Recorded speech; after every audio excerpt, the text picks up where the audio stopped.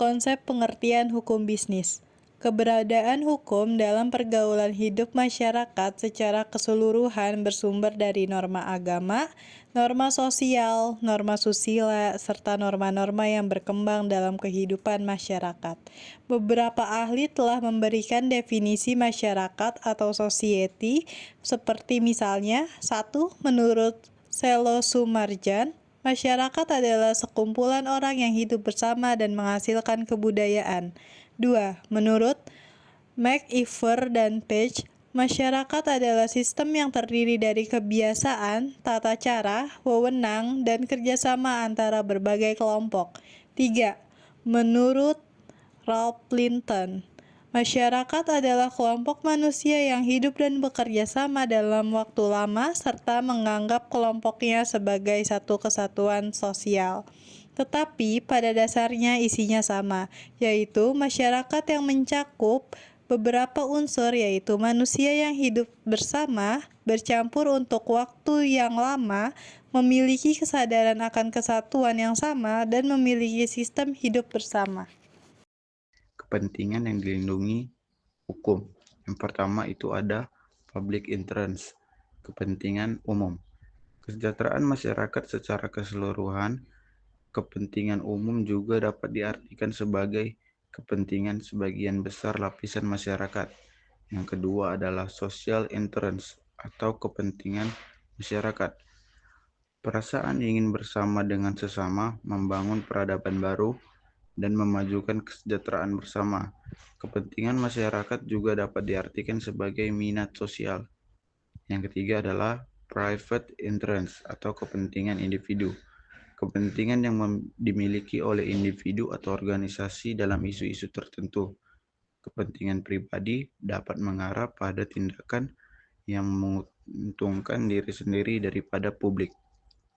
Lalu ada definisi hukum. Definisi hukum dalam ekonomi adalah peraturan yang mengatur hubungan antara berbagai kegiatan ekonomi.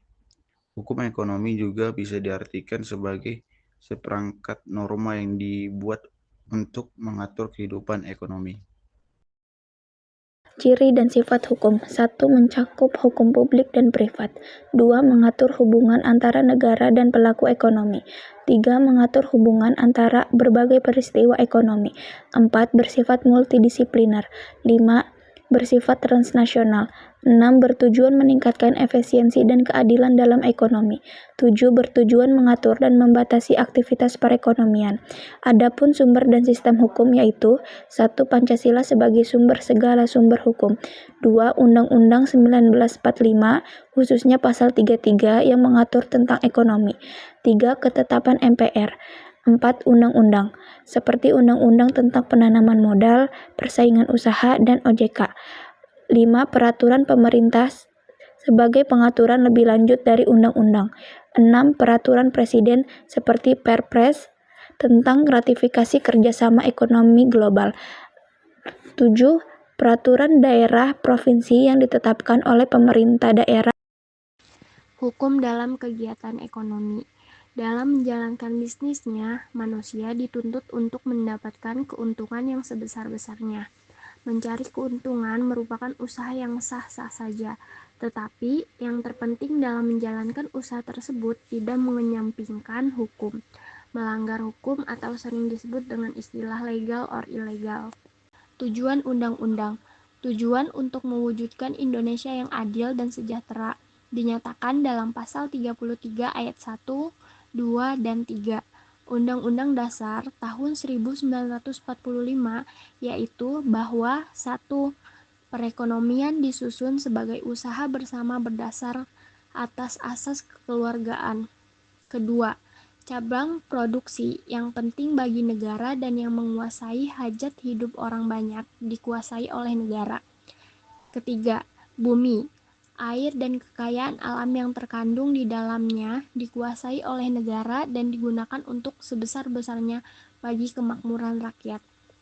Perekonomian nasional diselenggarakan berdasarkan atas demokrasi ekonomi dengan prinsip kebersamaan, efisiensi, berkeadilan, berkelanjutan, berwawasan lingkungan, serta menjaga keseimbangan, kemajuan, dan kesatuan ekonomi nasional.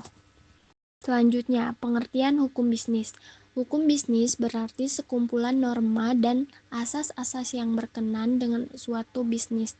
Dengan kata lain, hukum bisnis diartikan suatu perangkat kaidah hukum yang mengatur tata cara pelaksanaan urusan atau kegiatan dagang, industri atau keuangan yang dihubungkan dengan produksi atau pertukaran barang dan jasa dengan tujuan memperoleh keuntungan.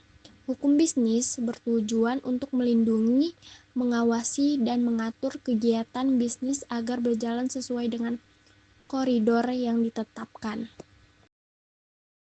Berikut dijelaskan beberapa contoh soal serta jawaban terkait dengan materi yang sudah dijelaskan sebelumnya.